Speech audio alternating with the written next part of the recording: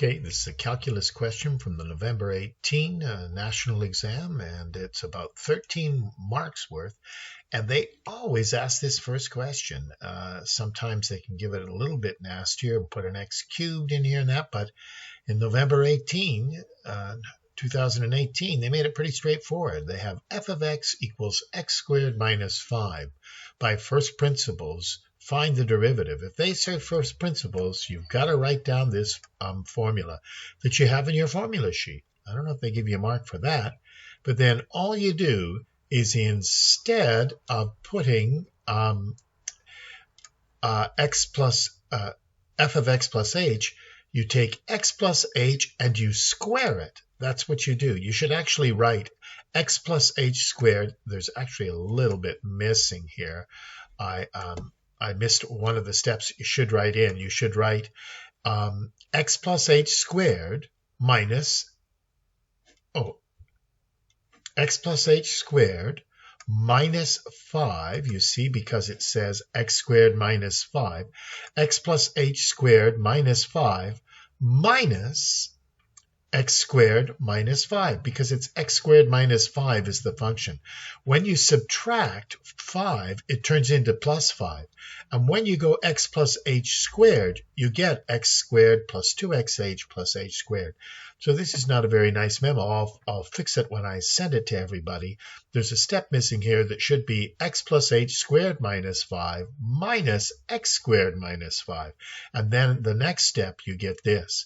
Now, what's so nice about this, though, is the x squared minus x squared, it leaves, and the minus 5 and the plus 5 leave, and all you're left with is 2xh and h squared. And you factor out the h, then you let it cancel, and now you've got it. The limit of 2x plus h, as h approaches 0, that's called the derivative. If this gets close to nothing, it falls away, and the derivative is equal to 2x. And that's all it is. And if we did it the short way, we'd go 2 times x, we'd bring it down 1, so it'd just be 2x. But the derivative of minus 5, well, that's 0. Any constant, the derivative of a constant is 0. So there's the first question done. And I missed a step out there, and I'll put it in when I put the when I send the memo. But here, find the derivative of this. Find dy dx. So you write dy dx equals, now we're allowed to use the shortcut. And all we do is we go 3 times 3, the derivative with respect to y, we go 3 times 3 is 9, and then we subtract 1. We go 2 times 6 is 12, and then we subtract 1 from the exponent. And the derivative of x is just 1. 1 times 1, and we bring it down when it's x to the 0. And x to the 0 is 1. But the derivative of linear things are just the coefficient in front, so it's just 1. Now the last trick question's a little bit of a trick. It's a little bit of a trick, and let's just take a look at it. What you do is you've got this thing here.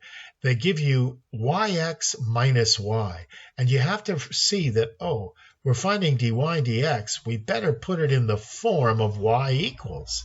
So you factor out y, and then you divide by x minus 1. But make sure you say x can't equal 1, or this doesn't make any sense. But then you start getting happy because you see an x minus 1 here and an x minus 1 in the bottom.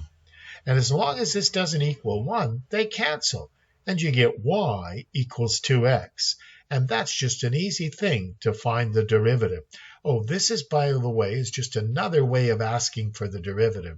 There's 5 different ways with different notation.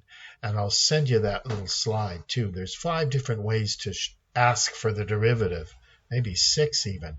If they say dy dx, they mean find the derivative. So dy dx of this is just 1 times 2, and bring it down 1.